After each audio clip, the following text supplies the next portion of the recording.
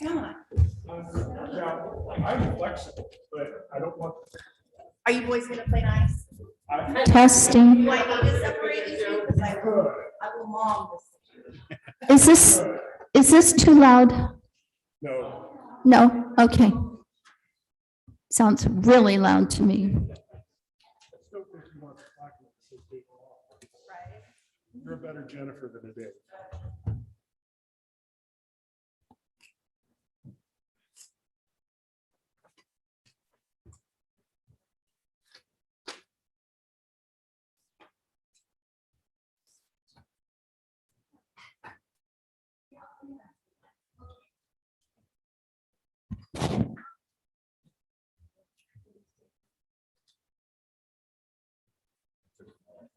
There's the necklace too.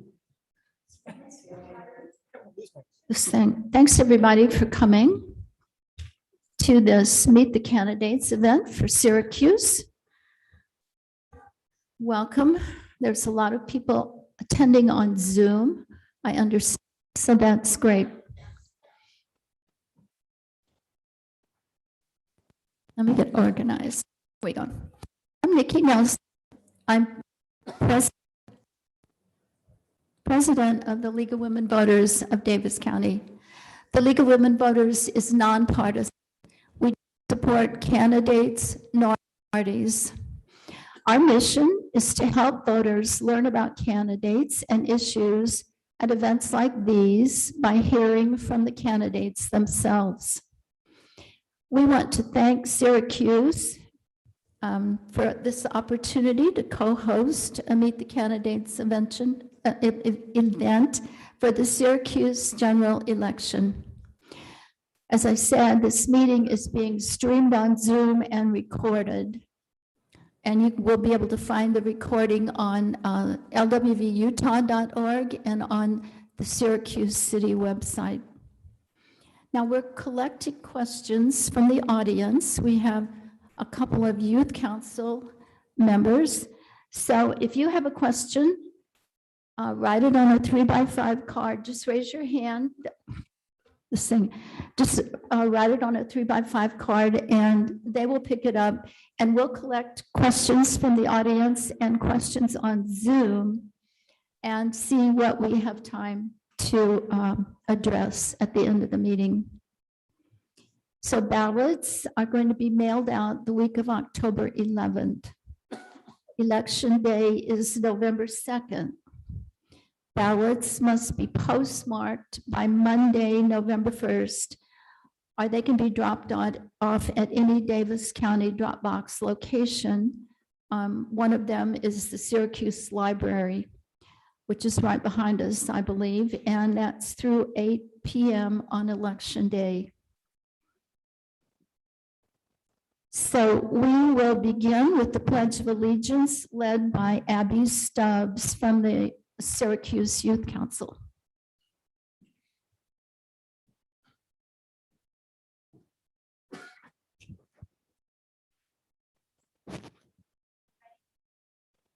I pledge allegiance to the flag of the United States of America and to the republic for which it stands, one nation under God, indivisible, with liberty and justice for all.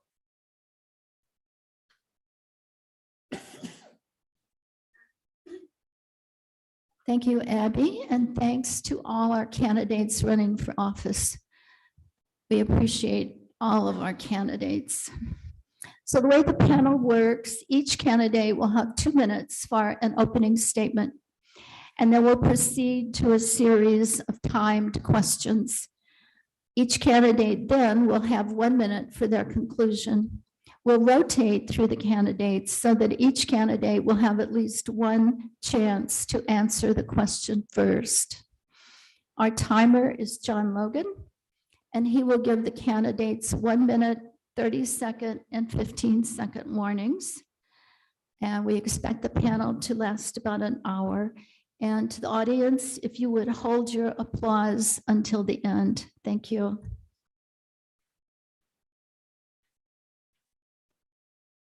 And we'll get started.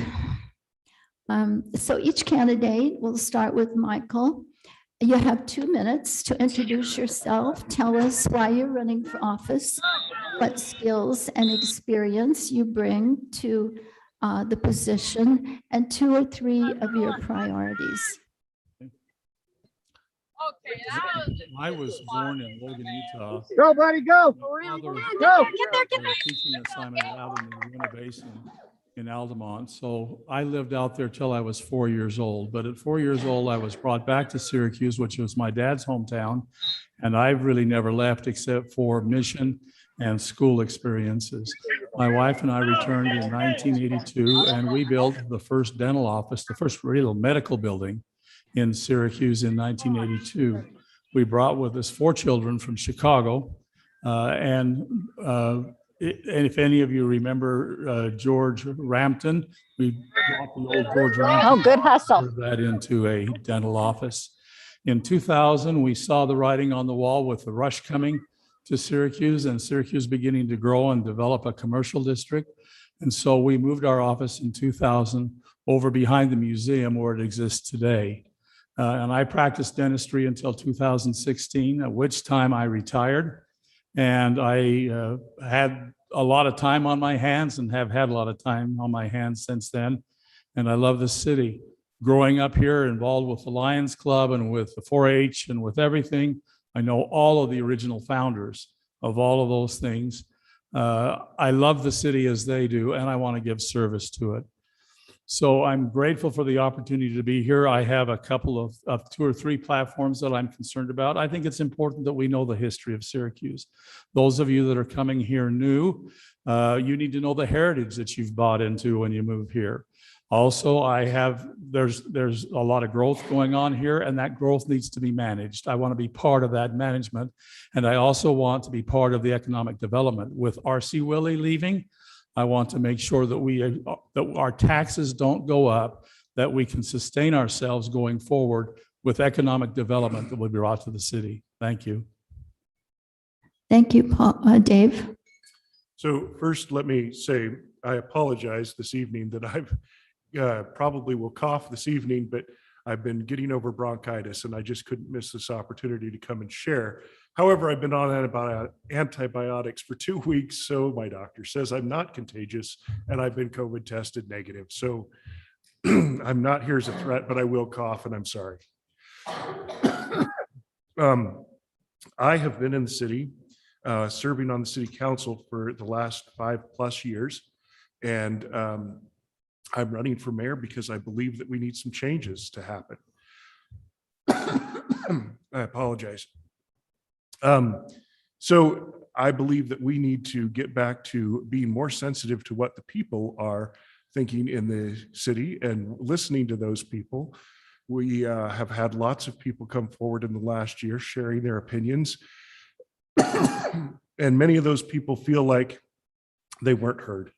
So I would like us to get back to making sure that we are sensitive to that and that we do as many things transparently as possible so that the people understand where we're going and what our priorities are for the city. I have been trying to focus on the economic development opportunities that the highway will bring. I have for the last couple of years been actively talking with UDOT about what we can do and how we can position things so that we don't miss out on opportunities that are very important to the city. I apologize. So I'm also very interested in making sure that we kind of bring back the spirit of Syracuse of transparency. There are a lot of people who feel like, have approached me and said, I just feel like things are not going the way that they need to go. And it's, I think, because we're not doing a good enough job communicating so that we can help those people understand what we are doing and why. Thank you, Jennifer. Hi, everybody. Welcome. Thank you for, did you pass your cough off? Okay.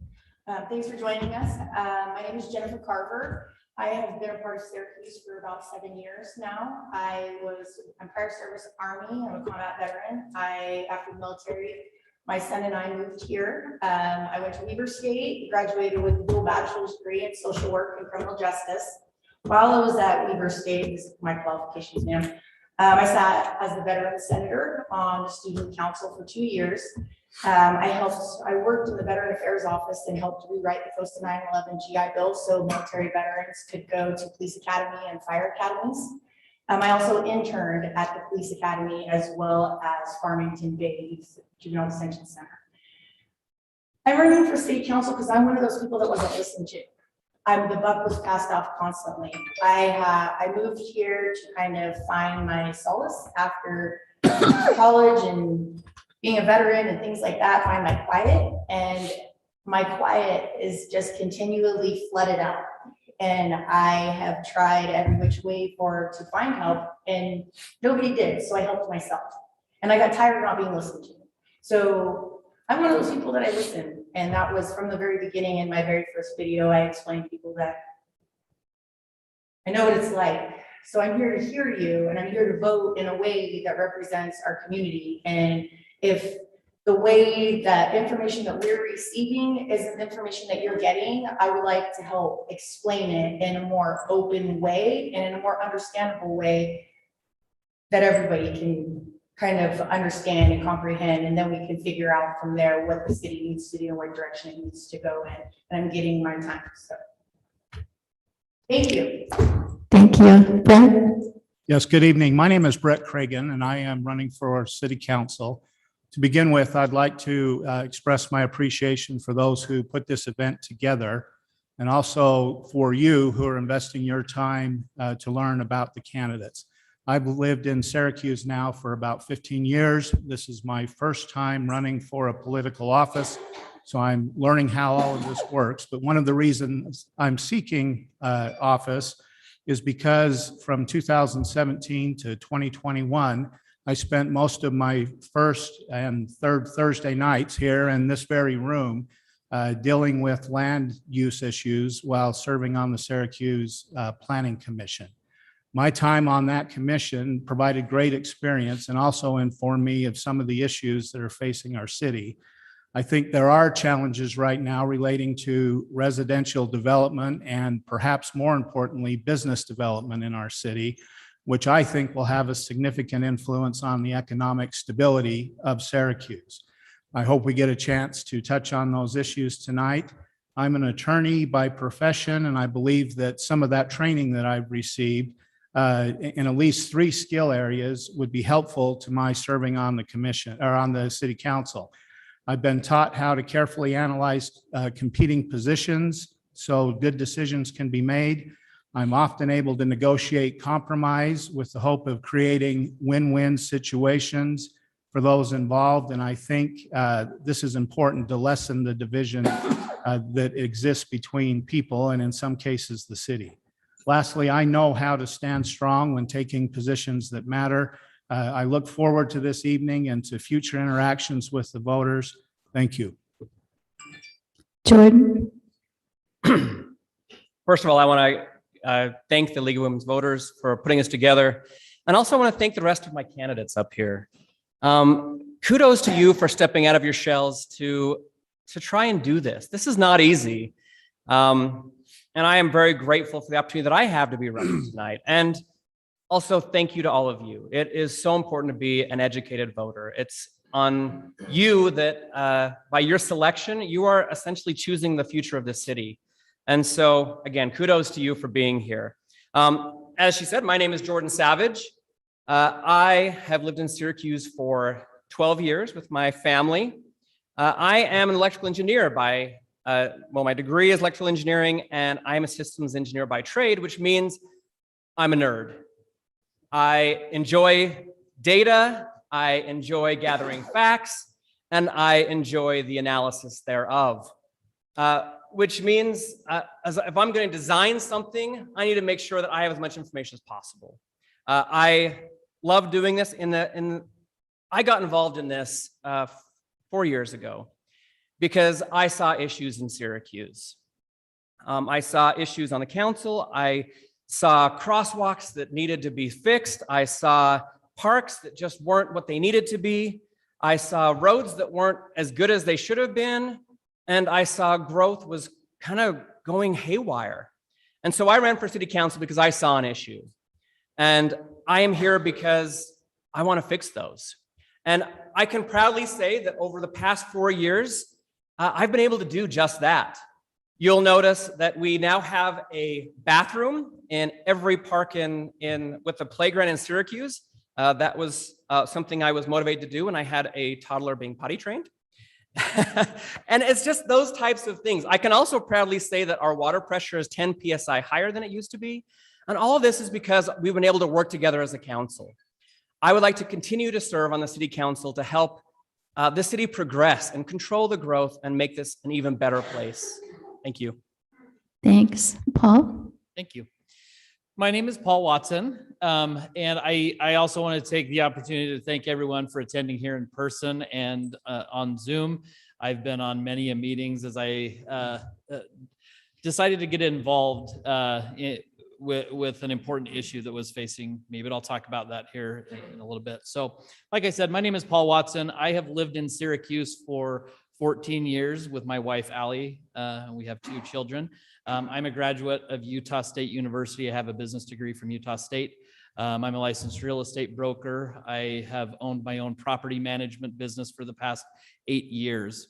The reason that I decided to run for city council is I was like many of you. I was observing what was happening to my city. I decided to get involved. The particular issue that spawned me getting involved was the development of several high-density apartment complexes along Antelope Drive. And so myself and a group of concerned citizens, we spent nearly a year meeting with council members, individuals, meeting with developers, meeting with the mayor, and having our concerns expressed. We had very valid points, very valid concerns. And in one night, those concerns were cast aside as 3 of the 5 city council members approved nearly 500 high-density apartment units in one night. And so as I wrap up my time here, I do want to take the time to thank 2 of the council members who listened to us and voted as they should have by listening to the citizens. So Dave Mon and Jordan Savage, I appreciate what you guys have done, and I appreciate you serving. One of my major key points that I'll be focusing on is community outreach and involvement. I think this is so important that we're involved as citizens and express what we want to our council. So thank you so much. Thank you. Okay, the next question, we'll start with Dave, and it's a growth question. Davis County population is projected to double in about 50 years. Syracuse is building out residential, industrial, and actually city areas. What are the top challenges with growth? Water, transportation, housing, air quality are another area. How will you help Syracuse address these challenges? Well, 2 minutes. Yeah, oh, a whole 2 minutes. all right. So first, let me just say that as far as infrastructure goes, we have been planning for that already. So I think that we have a lot of good infrastructure in place. One of the things that I wanted to change when I got on the council is we had a lot of very old roads that had not been repaired in decades. And thankfully, I can say that now, 5.5 years later, we're to the point where most of the roads that had to be completely rebuilt have been, and we're very close to being on what we can consider a maintenance plan, meaning that we don't have to totally start over. But you know, when you had roads that hadn't been touched in 40 years, we had to get that done. And we reached out and we found some money and some grants to help take care of that, but we had to get caught up. Infrastructure, as far as utilities, is something that is an ongoing issue, but we have scaled that as we've built in a way that we're relatively prepared. To me, the thing that we need to take care of more than anything is we really need to focus on our economic development. Economic development is something that we've got to take care of, an active part of, And that's something I've been working on actively for a while. I'm sorry, I'm getting mixed messages. I got a 60-second and a stop at the same time. Sorry, wrong sequence. Thank you. So now that I still have a minute, because I was stressing there for a second, let me just talk about economic development, because I think this is the most important thing that we can do for our city right now. We have a highway coming. I lived in Clearfield before I moved here about 14 years ago. And when I lived there, I realized that they had a fatal flaw. They avoided development around their exits near the freeway, and neighboring cities got all the business development because they were more prepared. I don't want us to have that same fate as we're just establishing a new freeway. To that extent, I've been actively working with UDOT as a council member, as well as some others have, to try and make sure that the land that's going to be excess around that freeway will be available to be developed. One of the things that really hung up Clearfield was UDOT held on to that land. They acquired more than they needed and they didn't turn it over. Well, if we can get that released, then it can be actively developed. The other thing that I want to say is I'm really big on active social or economic and social development, because we can't get it done with passive. I'm in business development for a living. I help people build their businesses. I know how to get out and get in front of these people and to meet them and to make sure that they have an inviting opportunity here in our city. And that's what I'll do as mayor. Thank you. Jennifer? Hi, yes, okay. I'm just gonna touch on something that you just said about economic development. One of the things that I think people are failing to look at, yeah, it's great to bring businesses out here, but what kind? We've had restaurants here that have failed. We've had all kinds of businesses here that have failed. It's not a secret that it's hard to get people out to Syracuse because of where Syracuse sits. Our businesses aren't failing just because outside isn't coming in. We're not even going to our own businesses. If we were, they wouldn't be failing.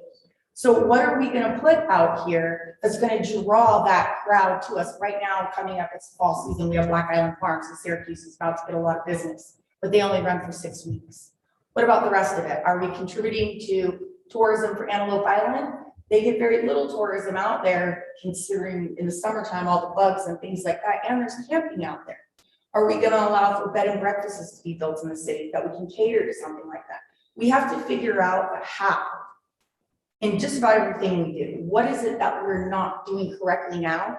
Because saying that this is what we need to do, and I've driven down the entire Legacy Highway, and it's beautiful, and there is no businesses on either side, and I appreciate that. It's a gorgeous drive, and it's a relaxing drive, and if there is no traffic, it's speed limit. If there is traffic, it's a little faster. So having that come through here, okay, if we're going to put businesses along there and we want people to come out in this area, the main thing is how. The other thing is housing. We have a lot of high density in a very small area. And on this, when I was here the other night for the city council meeting, I know they had a vote to change the R1 and R3. And they almost agreed completely on it. I appreciate that. But there was something that was mentioned about a precedence being set. And I think that is a huge deal. That if we allow people who have property out in a R1 area to automatically change it to R3, what are we doing for that environment? What are we doing for the subdivisions around them? We're just, and contractors will, if they can put in this issue, they moved it to R2 instead of R3. And if they would have moved it to R3, I have no doubt that that builder would have come back with an extra lot on that property, because that's what they do. Time, sorry, thank you. Thanks. Brent? Yes, thank you. I think it's important to note that right now is the first time in a half century that Utah has more households than actual houses. And that's whether they're owned, rented, or single plots, or in an apartment, or even condominium. So we have an issue right now with more people who need housing than what presently exists. I think that the city has done a good job at trying to start the process of diversifying certain housing to be put into place to help meet that. The question now would be, how do we leverage that growth to benefit the city? Both individuals who have spoken so far have touched on economic development. I agree with that as well. If we're going to maintain the infrastructure that we need and bring improvements that we need, there's going to need to be additional sales tax base. As I see things, and from what I've heard in the community, there are probably 4 issues that need to be addressed. I think number one, we need to ensure that our ordinances and application processes here at the city are business friendly. I think that there can be improvement that's done in that particular area in order to let businesses know that we want them here. Next, I think we need to reach out to businesses who may be a good fit for our area, specific businesses, those that would fit into this particular community. In order to do that, we do have land that is potentially available to be developed. However, that land is owned by landowners, and there needs to be an attempt made to find out what their opinions are and whether they intend to do something with their ground right now or not. If they are electing not to do anything with it, then that takes away that particular option. Finally, I think an important issue is that the city itself needs to foster better relationships with the local businesses and the citizens that are here. We have great businesses in this area. If the community were to focus on maybe better supporting those businesses, that would not only build some economic development with existing businesses, but it would attract other businesses to come into the city as well. Thank you. Thank you, Jordan. Can I ask the question be reread? I want to make sure that I'm answering the correct question. Davis County population is projected to double in about 50 years. Syracuse is building out residential, industrial, and actually city areas. What are the top challenges with growth? Water, transportation, housing, air quality, or another area? How will you help Syracuse address these challenges? Thank you. Let me begin by going over the infrastructure, because I think that's key. You can have a lot of problems in the city, but if you're out of water, you only have one problem. And so we need to make sure that as we go through and work on our infrastructure, that we are planning for the future. And kudos to our city staff. I have been impressed by their level of effort to make sure that we are planning for that future. We are already running pipes and connections across what will be the freeway to make sure that we as taxpayers are not flipping the bill to tear apart a freeway to run a water pipe. And so I think the big things we need to do is make sure we understand what the plan looks like. We have a general plan in front of us. We need to make sure that our infrastructure supports that plan. And we need to stop changing the plan every 3 weeks. If we can focus on keeping the plan stable and playing to our strengths, I think we can make some huge progress on making sure that our future generations have the utilities they need. This has to do with roads, water, power, all of that. We can be smart now and save a ton of money in the future. I too wanted to briefly touch on the commercial side of things as far as economic development, because this is something that we could do a lot better on.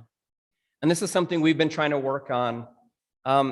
We went through the Great Recession that for a while the city kind of pulled back. And you can kind of see that in what we have today. But we need to be more active in recruiting businesses. This was mentioned just a moment ago. We need to play to our strengths. We have communities in our city that are completely underutilized. We have parks that we could use for different types of events that we are not doing. And we talked about Antelope Island. We need to work on getting places for those people to both eat and stay in this community to make sure that Syracuse is not the next Layton or Clearfield, but that we are Syracuse and we are the un-I-15 experience, because we are not a huge city. We want to maintain our small town feel. At the same time, we don't want the citizens to bear the brunt of all the taxes for that. Thanks. Paul? Thank you. So I think some of the top challenges, of course, have already been mentioned here, but some of the things that I want to touch on just briefly are infrastructure, housing, and economic development. So of course, our infrastructure has to be sound, and we have to be able to pay for infrastructure to support the type of growth that we're talking about here. So we need to make sure that we can pay for improvements to that infrastructure. I don't know about you, but I only want to pay so much in property taxes. So the other main source of revenue that we have to as a city is sales tax. And so I think as part of dealing with infrastructure, we have to have that economic development portion. As far as housing goes, Syracuse is a bedroom community. This is what appeals to most of us. One of the concerns I have is that there's been adopted this belief that the more dense housing we have, the better we will do with economic development. So it's a very passive approach to economic development, and I don't agree with that. Cannibalizing all of our prime commercial area along Antelope Drive with high density apartment complexes is not a great idea, especially as we have the onboarding of the West Davis corridor coming along. I think, I don't know if many of you know this, but we have on staff a community and economic development director. I think we need to utilize that position. That position should be driving economic development supported by the council, mayor, and citizens. We all have to play a part in actively going out and attracting businesses to Syracuse. Thank you. Thank you. And back to Michael. I'd like to remind all of us that the most important thing in all of our lives is choice. We all have choice, and we are free to choose. Mayor Palmer will understand this, that R.C. Willey chose to leave Syracuse. You couldn't have done anything about that, Terry. That was a business choice with them moving to Layton. We hear a lot about bringing a Costco to Syracuse. That is another business choice, and we simply don't measure up to what their choice would bring. Now, one of the things I'd like you to understand is that I was a founding member of the North Davis Chamber of Commerce, and that causes some problems for me as mayor because the Davis Chamber of Commerce is always angry at me because we have our own chamber. But I support that chamber, and I support the local businesses that are here. One of the things that is important is for us to understand that an economic development plan is important to a city. And under my administration, the first economic development plan was written that was ever written in Syracuse. And I'm grateful for the council for their support in that. One of the things that is not fully understood is that Costco and R.C. Willey and these other places leave Syracuse because of rooftops. That it is rooftops that drive those businesses and keep them here. So I agree with both Dave and Jordan that we need to create a destination city here, and we're working hard. The current council is working really hard to make this a destination city with other things that will draw people, like a regional park, like a horse arena, like the access, the gateway to Antelope Island. We have many, many things like this. A Garner Village, we're thinking about a Garner Village off of Antelope down closer to the lake. We're constantly thinking about those things that we can do. So I see economic development and sustainability. It was the first thing I talked with the city manager about the day I was inaugurated, my inauguration day. He and I sat down, I said, I want stability financially. Thank you. This is a follow-up question, and we start with Jennifer, and it's 1 minute. So what is your vision for Syracuse after the West Davis corridor is complete?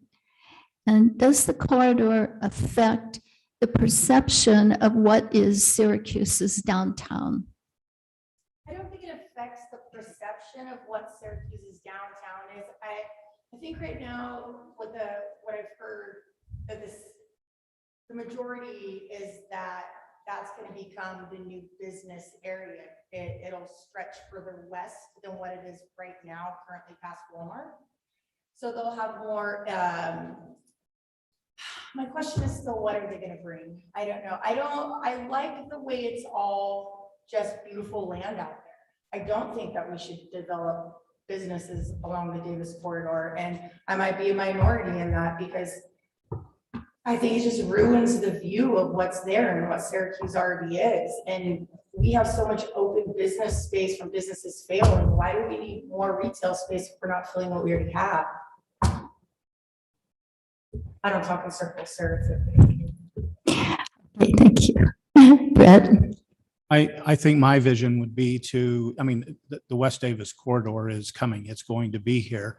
There are certain types of businesses that lend itself to existing on an interchange with a freeway. There's opportunities for convenience stores. There's opportunities for potentially hotels. There's opportunities for recreational vehicles with the access to Antelope Island there.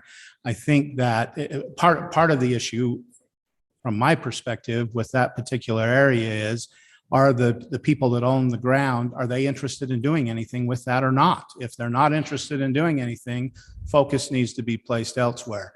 But I still think that inroads could be made, that at the time that those particular areas may be up for development, that the city is ready to go and support that. I think that the West Davis corridor is an excellent opportunity for the city. I think that that will be certainly an area where some tax base can be gained, and I think that that needs to be taken advantage of.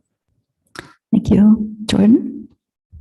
All right, my vision for Syracuse is to create, and I've said this a little while ago, and you'll hear this a lot more, an I-15 experience. I don't want to be Layton. I don't want to be Clearfield. I've lived in Layton. I love Layton, but I moved to Syracuse. I want to make sure as this freeway comes in that it doesn't change our character. I think we can add more business and add more people without fundamentally changing who we as a city are. Syracuse Town Center will move further west, and that's okay. But I hope that it moves further west with bicycle trails and with walking parks and more places for people to recreate, as opposed to giant buildings and hotels and condominiums. Are there places for those? Absolutely. But let's try and keep Syracuse, Syracuse, because that's the city we moved to. And I think that's the city that will continue to draw people. Thank you. Paul? Thank you. So in regards to my vision for Syracuse as it pertains to the West Davis corridor, I don't necessarily know that just clustering all of our business or trying to use all of that land directly around the corridor, the off-ramps, is the best answer. I would want to involve the citizens that are going to be impacted most by those decisions. I would want to get their input and collaborate with them, collaborate with the landowners and developers that are looking at doing those areas. But one of the things that I think the West Davis corridor offers is potentially an opportunity to bring in some employers into the area that might focus on, manufacturing and light industrial, warehousing and distribution. We already see some of that stuff in Clearfield, a little bit of Syracuse. Not that it has to be right around that corridor, but there's areas in Syracuse that could be attractive to those types of businesses, as 90% of our population is commuter. They commute outside of the city for work. So we might be able to attract some of those types of employers with the West Davis corridor access. Thank you. Michael? I have two concerns about the West Davis Highway. That's its correct name. One of them is public safety. When the division comes, that road comes through here, the police department will be separated from half of the city and the fire department will be separated from half of the city. So how are they going to gain access to each of those venues on one side or the other? So it'll mean that we'll have to, from a public safety standpoint, we'll have to build another fire station on the east side and maybe another police station down on the west side to bring it closer. Now, there's also a social impact, and those of you who've been longtime residents of Syracuse will understand this. People below the bluff have always felt like they were substandard folks for some reason, although in the 1880s, that's where the fertile land was and that's where people lived. But if you said, I'm from the bottoms, that was a bad thing. I want to do whatever I can do to keep there becoming a bottom and an upper Syracuse. I don't want that division. Thank you, Dave. So I think that I've mentioned already that with the West Davis Highway coming through, that we need to take advantage of the exits. I don't think that we need business all along the freeway. We can have lots of wonderful open space. But where you get an exit, you have an opportunity to give people a reason to get off the highway other than I'm landing there. And so we need to take advantage of the lots that are right there. Now, when Brett mentioned that some of the landowners would be involved, and that's true, but we've done a key thing, and that is we have become a landowner of one of those key parcels in a trade because UDOT needed some land that we had for the highway. We traded it for what will be leftover land there. And that will empower us to make some of those decisions. And what we need to do with those decisions is make sure that we reach out to the businesses that will be a good fit for Syracuse. It doesn't do us any good to try and bring in a Costco if Costco doesn't believe we're the good fit for them. I'm not saying Costco wouldn't do well here, but they don't believe that. So we need to get a business that does believe they can win and succeed here in Syracuse, and that makes them a good fit. And that is something that we can support and that we can give the opportunity from.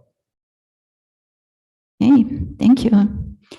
I think we'll do a 2-minute question because 4 out of 4 of the audience questions are about housing. So high prices for renting or buying modest condominiums and houses in Syracuse mean even 2-income households struggle to afford housing. So is Syracuse doing enough to assure affordable housing?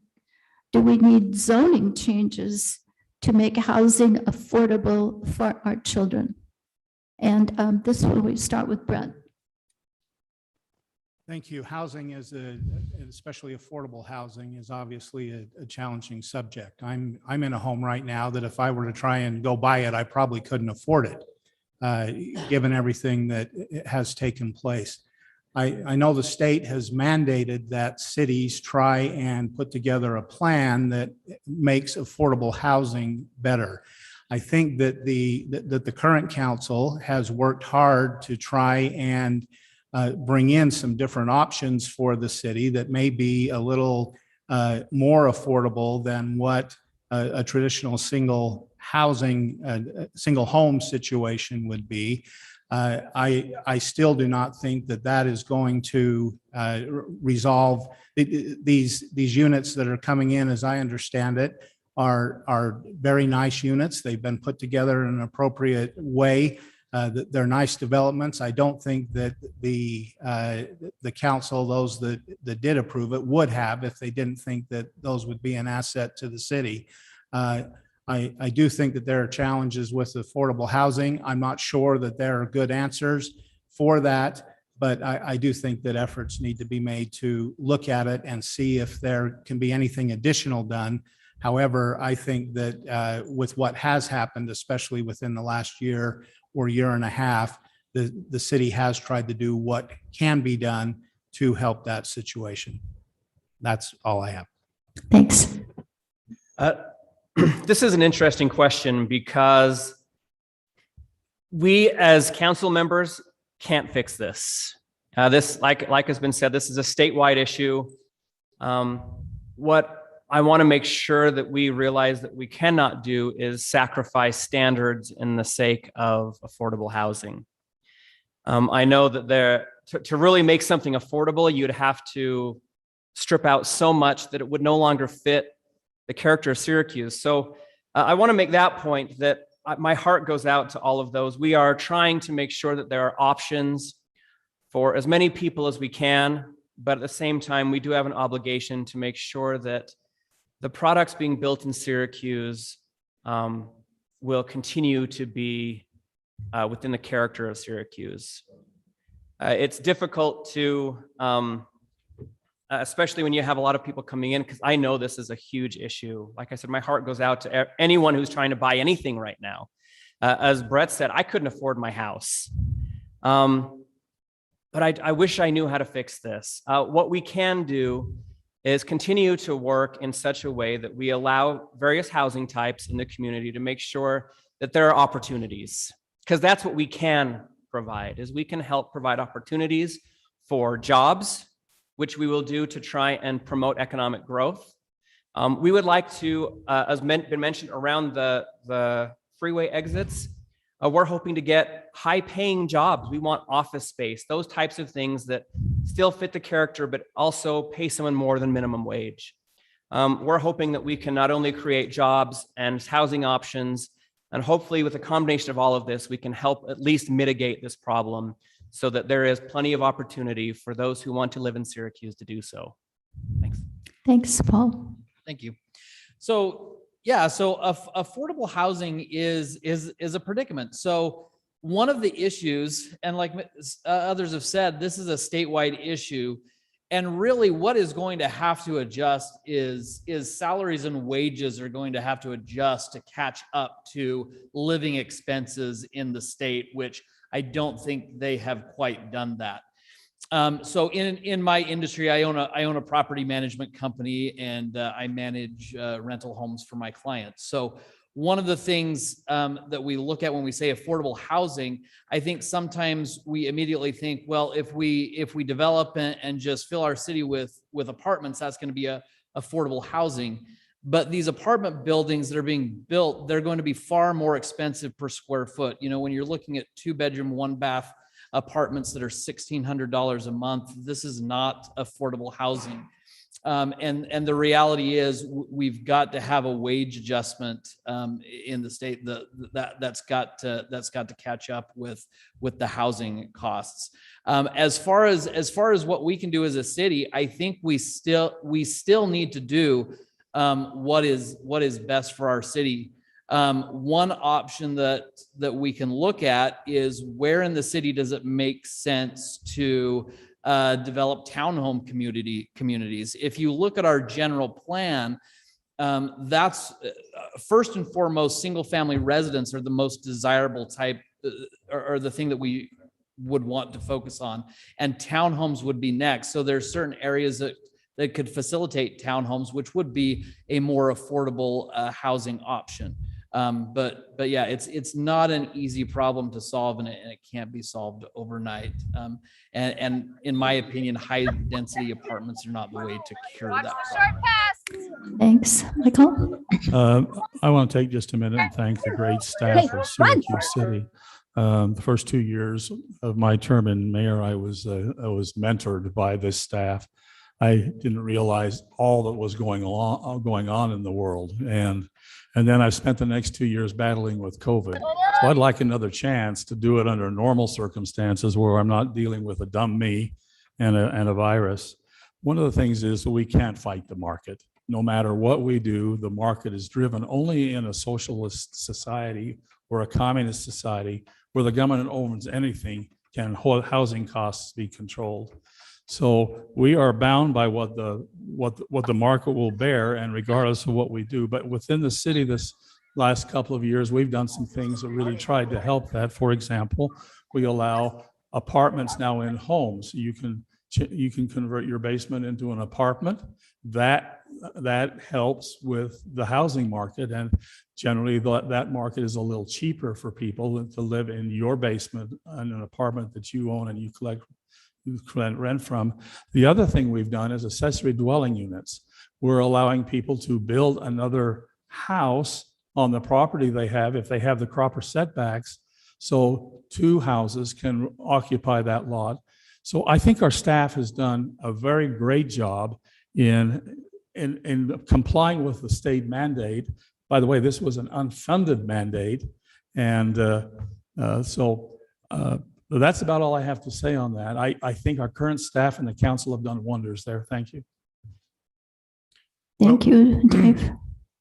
Actually, I feel like Mike just read some of my notes, because what we've learned together on this in the recent city council situation is that affordable housing is not going to come from new development. It comes from redevelopment. Affordable housing often is going to be these accessory dwellings or mother-in-law apartments or basement apartments. giving the people the opportunity to rent out something else. We didn't used to allow that, but we've made that change recently. And that was actually one of the good things, because when you get these new apartments and they're fresh and shiny and new and everybody wants to sell them at, like Paul said, $1,600 a month, it's crazy. That's not affordable. And we have to understand that the term affordable housing is a moving target that we really have no reference point for, because the way the state defines it, they ask, is it affordable compared to your surrounding communities? Well, so that means if you get cheaper housing in Layton and Clearfield, we suddenly become more expensive again. And so it's a moving target that we never know what we're going to go after. So I don't think that and the fact that when people develop these apartments, I can't tell you how many times we've had a development, whether it's apartments, small homes, single family, and they come in, they say the target is X, which may be a sound affordable. And then by the time they go on the market, they're selling for 25, 30% higher, which means that at that point, they're not really affordable.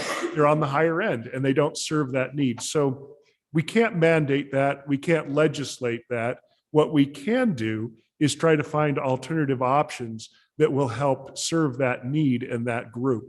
And as people, as they become empty nesters, maybe they have room in their home that they could make some modifications and be able to serve that group. And that's what is successful for affordable housing. Thank you, Jennifer. I'm a single mom. I rent here in Syracuse, and I rent from a company called American Homes for Rent. American Homes for Rent just purchased an entire neighborhood over here off of Gentile. Everybody wants to talk about the cost of rent being the main issue in affordable housing, and it is, but you're forgetting things like utilities. Those houses being built for American Homes for Rent, they're using 2x4s in their interior walls instead of 2x6s, which could help insulate better and lower the costs for those families living there on their utility bills and electric bills. It's things like that that we can look into and try and see if there's anything we can do to make the people renting in those areas. And I mean, this is an entire business, bought an entire neighborhood within our city. And they've already got a sign up for, I know this because I'm nosy, sorry guys. They've already got a sign up out there, but we could there's places we could put more trees, which also lowers the cost of energy bills. It's not just the rent. There's more things that we can do to help citizens. I couldn't afford to live in Syracuse without my roommates. I have 2 roommates. There's no way I could afford to live here without them. It's just that simple. A single mom can't. And if they do, I applaud them because they are doing a heck of a good job getting by in the city. I love having roommates. I'd rather not have roommates, but like I said, I wouldn't be able to afford it. But there's other things that the city can do to help with that. Like we have no trees in our neighborhood. They've all died and been ripped out and things like that. Trees everywhere would be good for lowering costs. It's not just the rent. Okay, thank you, sir. That's it. Thank you. Thanks, Jennifer. Okay, we'll switch subjects to water. And I think we start with Jordan, right? So much of Utah, as you know, is in extreme drought. What steps do you support to ensure adequate supplies for Syracuse today and in the future? And it's 1 minute. Thank you. Obviously, water is a delicate subject. The big thing is we need to be smarter. We need to realize that we live in an arid environment and we need to plan accordingly. One of the things City Council and staff have put together this year is the Flip the Strip program. The biggest waste of water in Syracuse is lawns. An average home for culinary uses 50 gallons. Every time you water your yard, it's 5,000 gallons. So obviously, the best thing you can do is reduce your lawn, and most strips are an easy target. I would encourage everyone to, first of all, change out those areas that are being overwatered or that the water can't be efficiently applied. And the second thing is we need to do smart controllers. I cannot tell you how often I drive around and see people watering during windstorms, during rain. We need to be better. We need to be smarter. There are smart controllers out there that are rebates available. Please look those, install those. We don't get through this unless we do it together. And that's my big spiel here is is let's be smarter. Flip the strip and put in a smart controller and we can get through this. Thanks, Paul. Thank you. So yeah, I agree. We need to make a conscious effort as a community to try and reduce our water usage. That's what we can control. And so I think, public education on some of that is helpful. But really, we all have to band together and we all have to make an individual choice. We need to, we don't need to be watering our lawns every day. I really like the plan the city implemented with the Public Works Department, that where they set up different zones in different areas where we had certain days that we could water.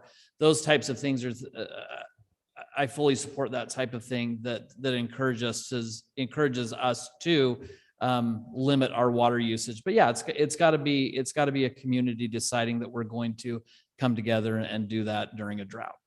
Thank you. Thanks, Michael. I'd first of all like to thank the residents for following our staff and our staff for being very creative and upfront and on the ball. Some cities were not as on the ball early in the year. We saved water early in the year so that we could use it in August when it was hot. But we've had great support from our residents, and I want to thank all of you for that. I recently took a tour of the watershed up Weber Basin and was able to see Wanship and also Echo. Most of our water comes from Echo Reservoir, and it is now completely empty. There is no more water for us to have. I've asked our Public Works Director at every meeting, every city council meeting, and they also do it at our planning commission meetings, to report to the residents on how we're doing with water. And once we started making that report, it was interesting that we started that in July, and immediately in July, we began to manage our water much better. So thank you, residents, for listening to our communication.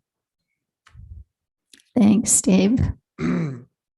So there's been some good ideas talked about, but this drought has kind of shed some light on the situation of where we're at. And I think that statewide, we need to understand that we are in this together and we've got to take some better steps. The flip the strip was great. Managing or reporting on water was great. We were all on board for that. We were all on board for making sure that we had some kind of monitoring going on to make sure that those people who just said, I want to disregard it, wouldn't be able to just run rampant and ruin this for everybody. But one of the things that I think is critical is, as a state, we need to manage growth.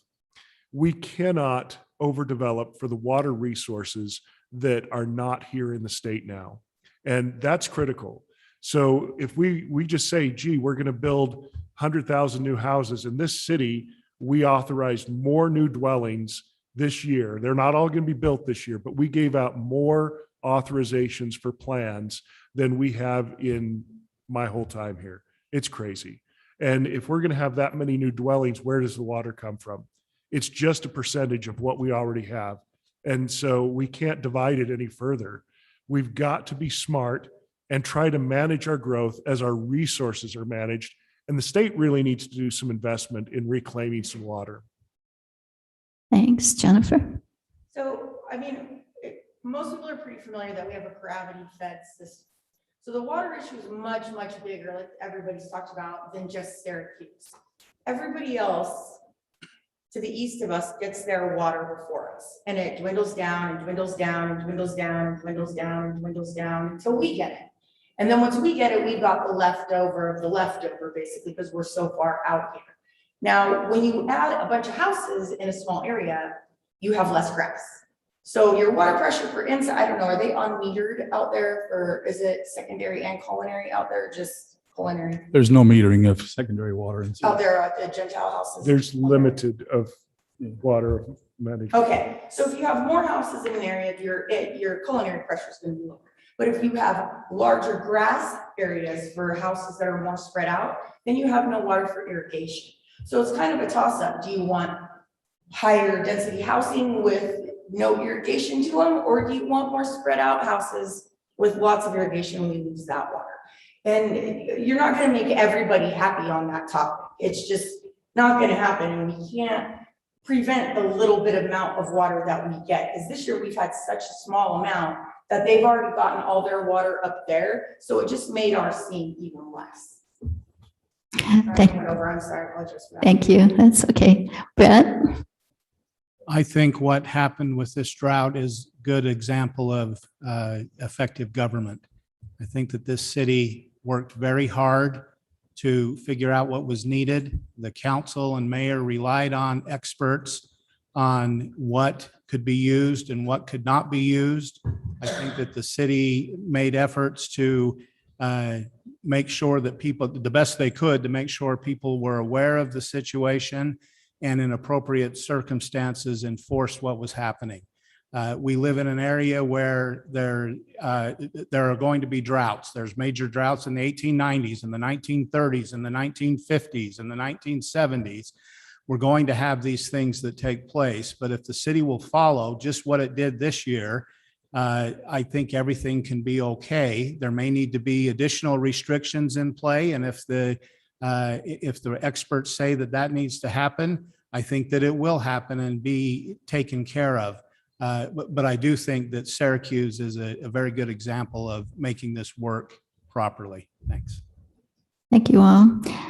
Okay, we have a 1-minute question. We start with Paul. How will you personally reach out to residents for their input? Here's an audience question. How would you make the people feel heard, specifically youth? Okay, sure. So one of the things that I've already implemented, and I think it's a powerful tool, is social media. So I have a campaign or a candidate Facebook page that I've created where people can go and learn about my candidacy. I would continue to utilize that to reach out and connect with people. We've got some awesome Facebook groups in Syracuse where we can connect with people. But the other thing is, I'll of course be available if people want to meet in person, want to talk and discuss things. I think one of the most important things is when a citizen wants to become involved, I want to give them every opportunity to communicate and reach out to me and feel that they are heard. When it comes to youth, I think some of those same avenues can be utilized. If youth have a particular issue that is of interest to them and they want to meet with somebody on city council or meet with the city council, I think we make those opportunities available to them. Thanks, Michael. If any of you know me, know that I love youth, and I'd like to direct my comments specifically to the youth. A couple of years ago, the youth city council that was kind of floundering, and they went through a year where they really didn't do anything. So I sat down with Lisa Bingham, who is the city councilwoman that is responsible for the youth council, and we redrafted that into a youth commission with a youth city council. Now, the youth commission is a group of juniors in high school that are placed with a mentor or an intern here in the city to learn what an engineer does, what a policeman does, what does a museum curator do, and they will work side by side with a staff member and learn that through their junior year. Then as their senior year, they will actually form a youth city council, and they will be partnered with the CTC, which we brought into the city, Communities That Care, and helping to bring suicide prevention to teens to their awareness. So I'm very conscious about our youth. Thanks, Dave. One of the reasons that I got in politics in this city, and I never intended to be involved in politics in this city, was that a lot of my neighbors and a lot of people that I asked about things in the city said, "Oh, nobody listens to us." And I knew that was not the way it was supposed to work. Now, whether they were listening or not, the perception was that they weren't being heard. So I set out to change that. I made a promise that when I was elected that I would respond to every person who was able to reach me. And I have, whether it's email, phone calls, if I get the message, I respond. And I have done that for 5+ years. And it doesn't matter if we're on the phone, if we are texting, if they reach out, they get an answer. It doesn't mean they get the answer they want, because sometimes there are things that I just have to be honest about. It doesn't work. I'm sorry, but they will always get an answer from me. And because of that, I get more and more messages because people know that they'll at least get an answer. And that's something that I've been committed to and will continue to be committed to, that people will know where we are. Thanks, Jennifer. Since I threw my name in the ring for city council, that's been my biggest thing, is just have to tell people, let's talk, come talk to me. I'm always open. I built like a full cabana thing, and I've taken it to a couple, invited out to a few neighborhoods and talked to many citizens and a lot of youth, a lot of the students from the high school and things like that. And I think as someone who wasn't listened to, I felt like I was screaming at the top of my lungs just so someone would hear me.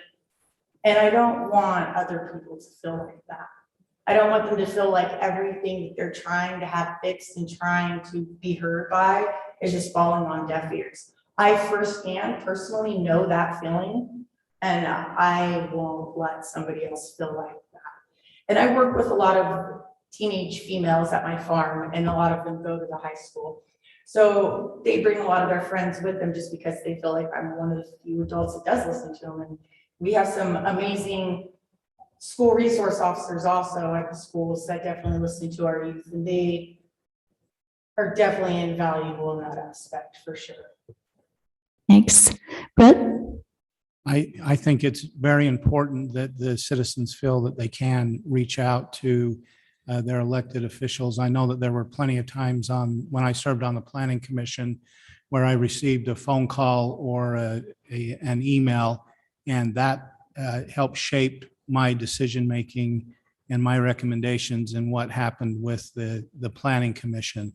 I have set up a dedicated telephone number that can be texted as well. I have an email address, and I've also set up it's a form of a suggestion box where people can submit issues or concerns that's freely available to anybody. That can be done anonymously if they wish to do that as well. I'm committed to leave those kinds of things in place. I do think it's very important for the citizens to be able to reach out and be able to be heard by their officials, and I'm committed to listen. Thank you. Jordan? Thank you. First of all, let me state that I'm here to represent you. I'm here because I also got into this because there were issues and people were not being heard. But I am not here to represent just me or just my neighborhood. We don't have regions on city council. We represent the city. So please reach out. For outreach, the things that we've been trying to do that while I've been on city council, we've really pushed is we set up a survey where we send out surveys about every 3 to 4 months to ask your opinion on something. I would urge you, please respond to those surveys. Social media, I am often on social media, but I do want to urge some caution. Don't think that just because you posted something on social media that we're all going to get it. Your comments are too valuable to hope that someone happens to scroll by it on social media. Don't leave that option. Please reach out to us by email, phone, call me, text me. I am here to represent you. Don't do yourself the disservice of hoping that I hear you. Make sure that I hear you. And I promise I will listen and respond to anything you guys send because, again, I'm your representative. So don't let your vote go to waste. Great, thank you. That was our last question. So now we'll come to the conclusion. We'll start with Michael for a minute. You have 1 minute to clarify any point you would still like to make, to answer the question that we should have asked, but we didn't, or to make your final pitch as to why people should vote for you. Well, I'd like to again thank the league for what you've done this evening. I'd like to make you aware of some cottage meetings that Brent Cragen and I have put together. It will be on every Wednesday between now and the Wednesday before the election. I've invited all candidates here tonight to join with a topic of their choice and to moderate the discussion on that choice with a presentation of about 15 minutes. And then we'll open that up to discussion. It will be a Zoom meeting. The link, you can find that link on social media, on all of the Facebook groups that are here in Syracuse. So I would love to steer you to that. We'd love to see you on Wednesday nights. And I'm so grateful for these candidates that are with me. They're all of high quality, and I could work with any of them. Dave? I'm running for office because I believe we need to have some change. I believe that where we're at today is not where we want to land. And so I'm the candidate that is here to say we can do better, we can do different, and we can improve. If you love where we're at today, I'm not your candidate, but I believe that there's a lot better in our future. I believe that we can address a lot of the issues that haven't been addressed well. I think that economic development is critical in our future right now, and we've got to be taking an active role rather than a passive role. I believe that we have got to deal with housing. We've got to be able to manage growth at a pace that we can accept it, that we can manage it, and that we have the resources for. If we overextend ourselves, we put the burden on everybody else as well. And that's a problem. We don't want to cut off those who are here so that we can welcome people who we just don't have resources for. Anyway, we can do better, and I am here to help us lead that charge. Jennifer? I am not a businessman. I am a cowgirl who spends a lot of time with the local farmers, and they're by choice. I left the business land for a reason. I feel like there's a major disconnect between the agriculture side of Syracuse and the business side of Syracuse, and that's been shown recently by the arena issue. Many of those council members don't know a lot of the farm side of Syracuse, and that was very clearly shown. If we want to keep it a farm town with small town feel, we need farmers for that, y'all. You can't sell farm style houses with a small farm town feel without farms. It doesn't work like that. But hopefully we can improve things to make the farmers want to stay. Brad? I just want to say thank you again to those who put this program together tonight, and also to all of you for participating. I commend you for that. I wish that there were more citizens who would take an interest in what's going on. I hope this provided a good introduction to the candidates tonight.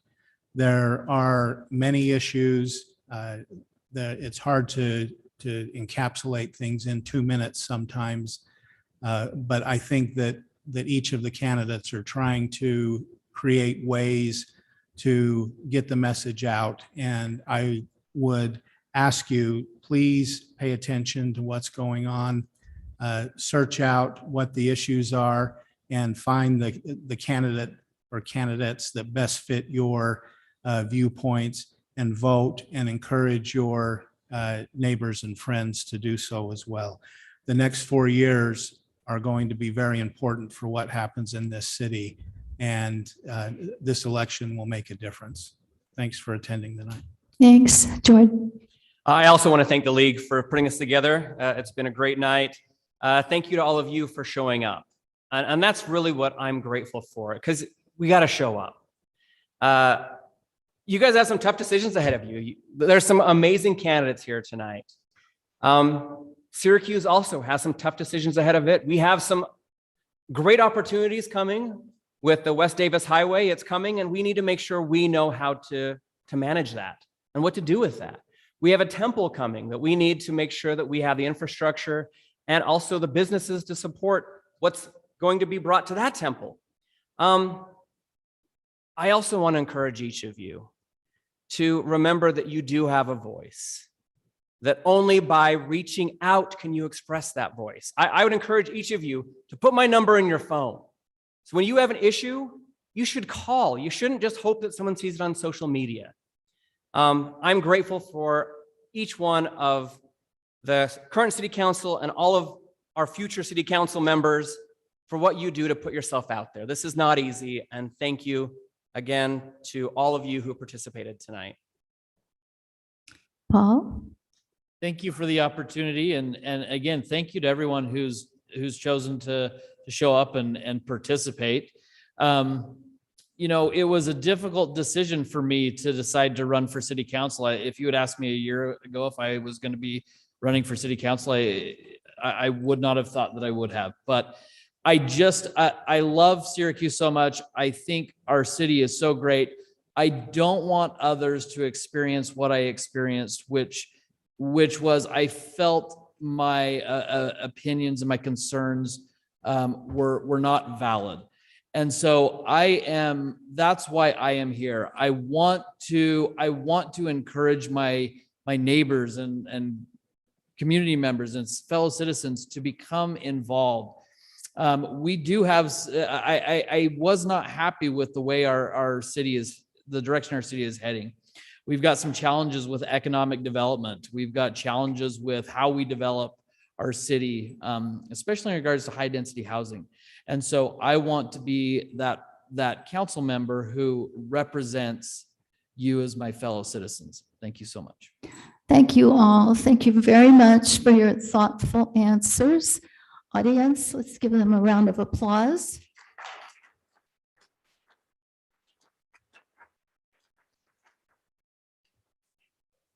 Don't forget to vote. And somebody said it, encourage your neighbors and friends to vote.